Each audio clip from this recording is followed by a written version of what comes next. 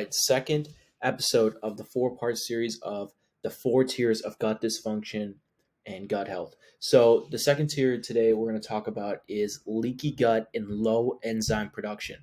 Now, if you're not familiar what low enzyme production is, it's more so when you don't have enough digestive enzyme secretion happening, so you have a lot of acid reflux, GERD, gastritis, and things like that. But we'll get into that. First, we'll talk about leaky gut.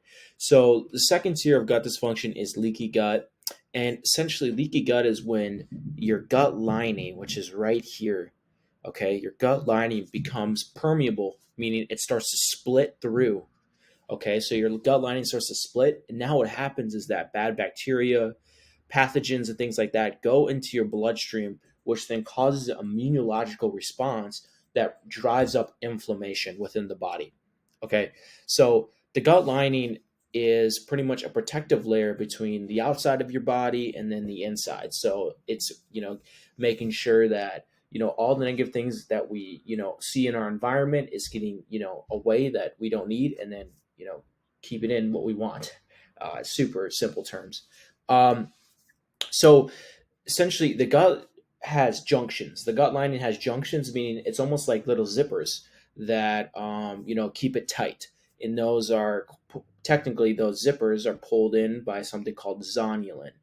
Okay. And so what happens is that, if we continue to stress the body out and there's a lot of, processed foods we're eating and things like that, it tears down that gut lining and it makes the zippers unzip. So now it's becoming permeable, leaky. So quick rundown on that.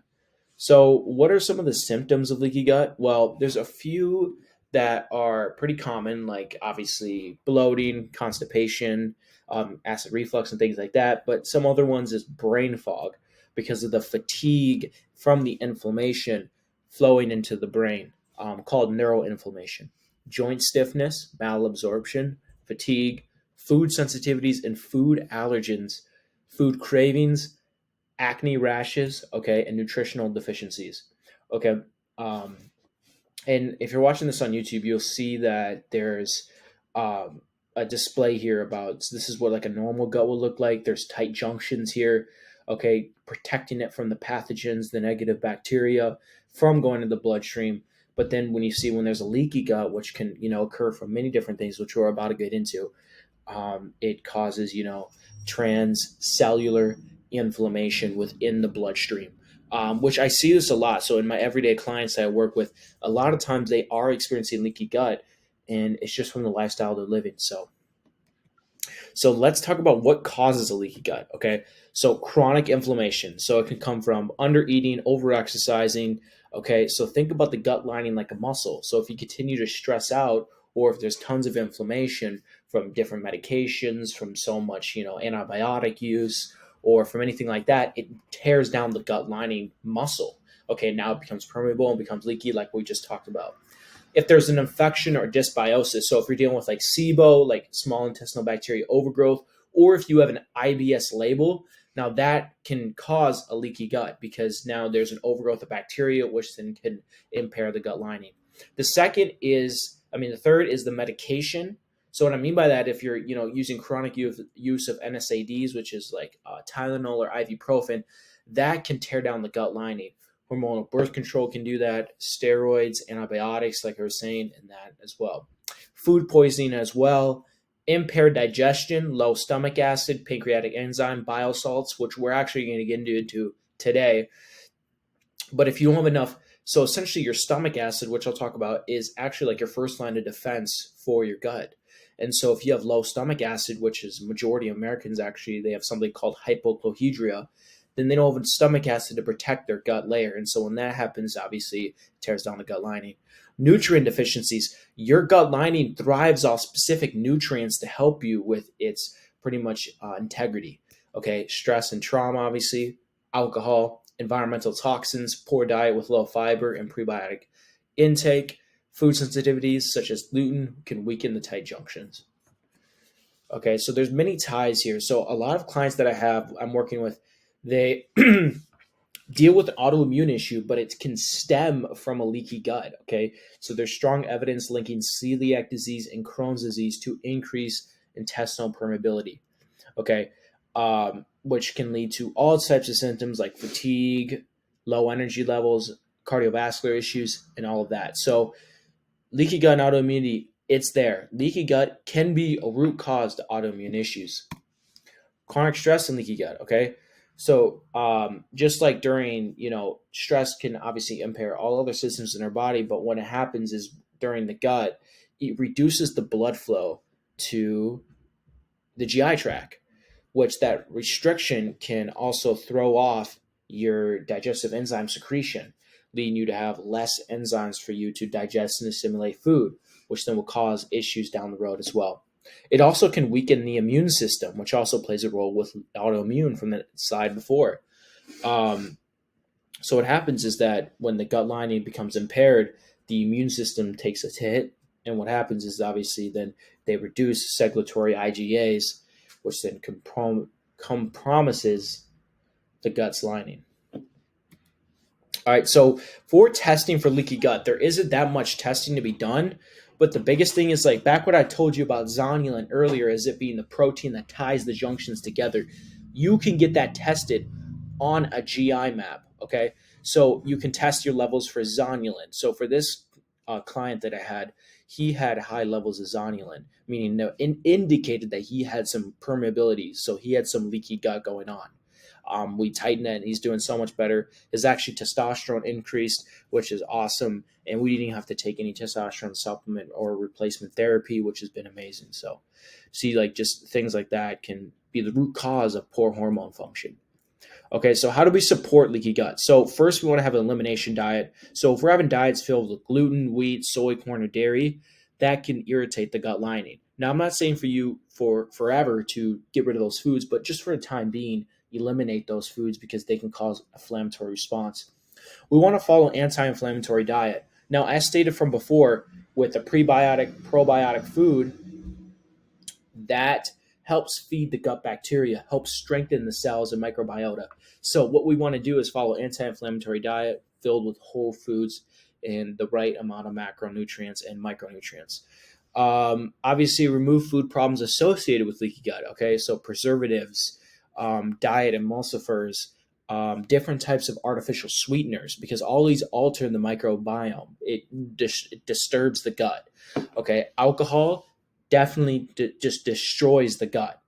Gluten and other allergens, just like before, artificial sweeteners. Okay, we want to manage stress, make sure we get enough sleep, hydration, proper exercise, not overtraining.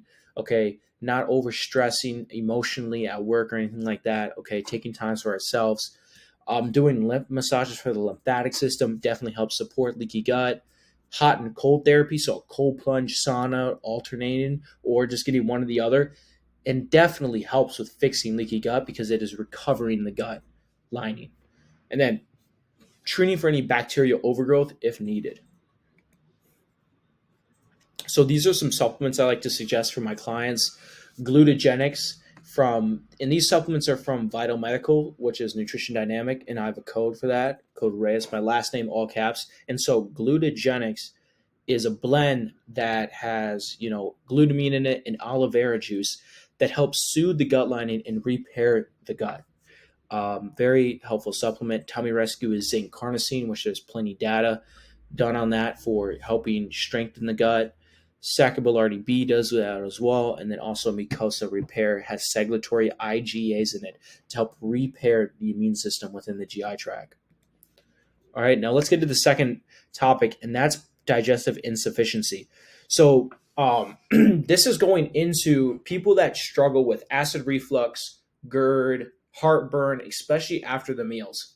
Now, I'm going to go into, so digestion is a complex process that involves several key components. So when you eat food, your body starts secreting enzymes. Even when you start smelling the food, it starts secreting enzymes in your mouth. And particularly, it secretes something called hydrochloric acid, which is called HCl in short term. So what happens is when we eat, the stomach releases HCl to create an acidic environment. The acid then helps sterilize the food, killing harmful bacteria and pathogens that may be present.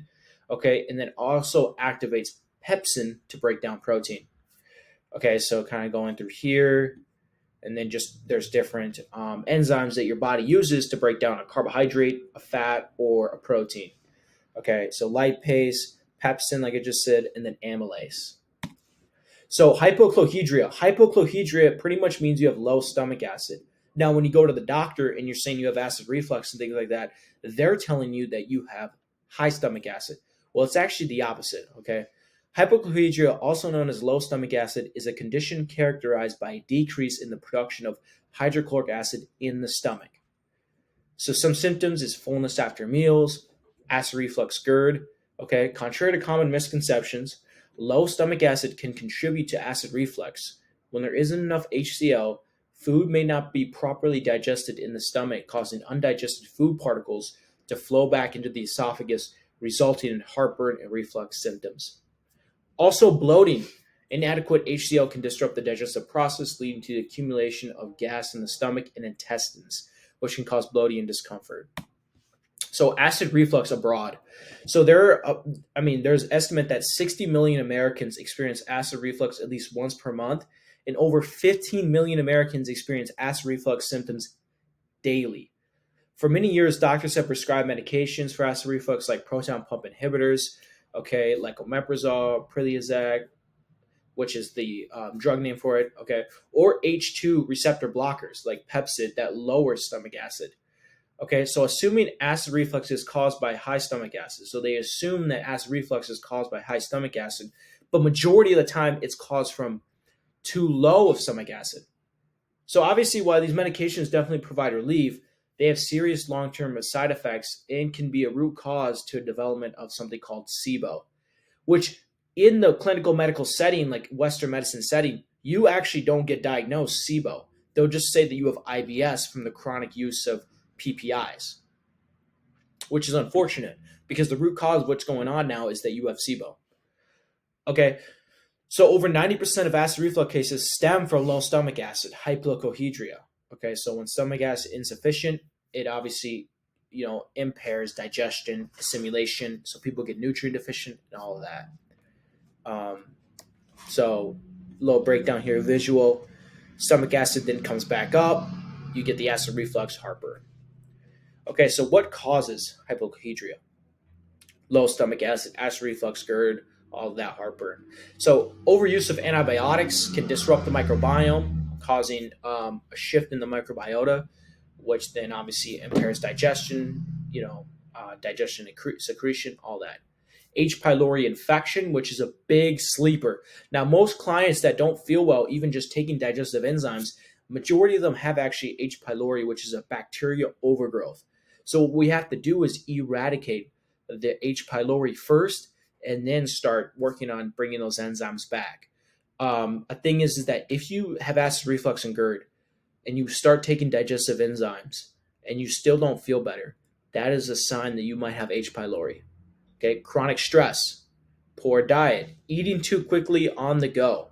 This is big. Some people just eat too quickly. That gives them, low stomach. Their body's not secreting enzymes quickly. Overuse of NSAIDs, using PPIs, protein pump inhibitors. Even though they're supposed to help, if you're chronically using them, they can cause issues. So what do I like to do with people that are struggling with this issue? So I like to obviously use zinc carnosine to help lower the gut inflammation. Okay, so this actually helps with the topic we were just talking about, leaky gut. So that helps lower the gut inflammation. I also like herbal bitters that help kill off the bacteria if there's any types of bacteria overgrowth, which that's all individualized for the individual. Hydrochloric acid, betaine, HCl. So I like to use something called Utilize from New Ethics. It's a full blend of enzymes that help with obviously the digestive process, but also giving you enough betaine and hydrochloric acid, and pancreatic enzymes to help with the digestion, assimilation of food. All right, so if you feel like you're struggling with gut issues that just aren't going away, you're dealing with extreme fatigue, weight loss resistance, all types of these chronic health issues, and you're just not sure where to go, and you want someone that can affordably help you get to the root cause of your health issues, use a root cause approach, give you the support, structure, and everything you need to not only heal your health problems, but get the body that you want and deserve, then this is for you. All right, so my name is Reyes, CEO, founder of Complete Vitality Functional Health Coaching. We are an integrative functional health coaching business program that helps individuals like you reach your full potential. If you need any more help, please reach out to me today.